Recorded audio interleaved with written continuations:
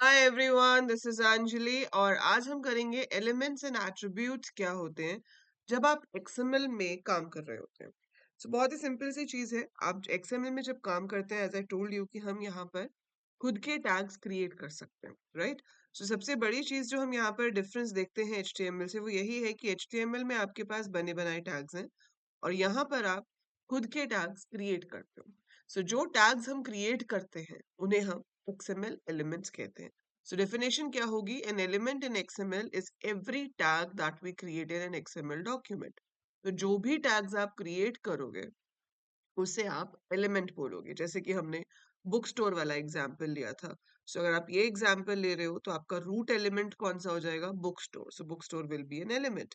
उसके अंदर सब एलिमेंट हो गया बुक, राइट।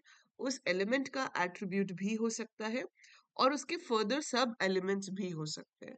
तो उस बुक के अंदर फर्दर एलिमेंट्स हो गए जैसे कि title, author, year and price, and eventually we can have text for the elements.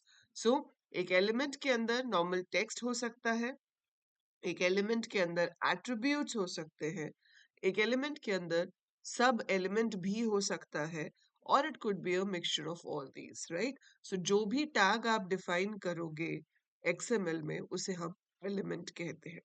But जब हम एलिमेंट को क्रिएट करते हैं तो उसके जो नाम हम देते हैं उसके कुछ रूल्स हैं।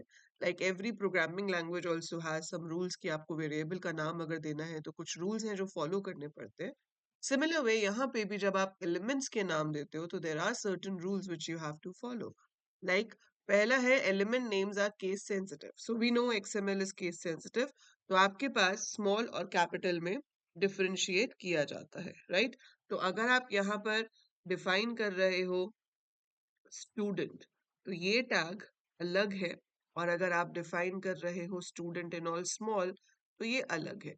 These are treated as different elements और different tag. You have to make sure कि अगर आप कैपिटल लेटर यूज कर रहे हो तो आप कैपिटल यूज करोगे, जहां पे स्मॉल यूज कर रहे हो वहां पे स्मॉल यूज करोगे। That's your first point, that element names are case sensitive. Second point says element names must start with a letter or underscore. Normal programming में भी हमारे पास ये रूल होता है कि digits allowed होते हैं लेकिन फर्स्ट पोजीशन पर नहीं हो सकते। तो जो फर्स्ट लेटर आपका होगा वो हो सकता है अंडरस्कोर एच, ठीक है। वो हो सकता है H1, लेकिन फर्स्ट लेटर पे डिजिट नहीं हो सकता। Element names can not start with the letters XML और XML in any case basically. XML small में लिखो, XML capital में लिखो, जैसे मर्जी लिखो, बट आपका जो फर्स्ट स्टार्टिंग है वो XML से शुरू नहीं हो सकती। तो आप XML टैग ऐसे करके टैग का नाम नहीं दे सकते। It can not start with the word XML। तो स्टार्टिंग के तीन वर्ड्स आपके, तीन लेटर्स आपके XML नहीं हो सकते किसी भी केस में, ठीक है। Element names can contain letters, digits, hyphen हो सकता है नाम में, अंडरस्कोर हो सकता है, and periods that means dot हो सकता है। आप एक टैग के नाम में हाइफन भी यूज कर सकते हो, अंडरस्कोर भी, और dot symbol that is full stop जिसे हम कहते हैं, पीरियड्स, वो भी यूज कर सकते हो। Element names can not contain spaces. Tag के नाम में स्पेसेस नहीं हो सकते।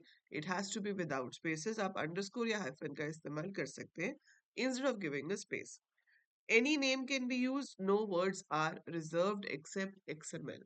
बाकी लैंग्वेजेस की तरह यहाँ पर कोई ऐसा कीवर्ड नहीं है जिसको आप यूज ना कर पाओ। No keyword is there, but XML is the word जिसको आपको आइडेंटिफायर के स्टार्टिंग में यूज नहीं करना है, मतलब एलिमेंट के नाम के स्टार्टिंग में यूज नहीं करना है।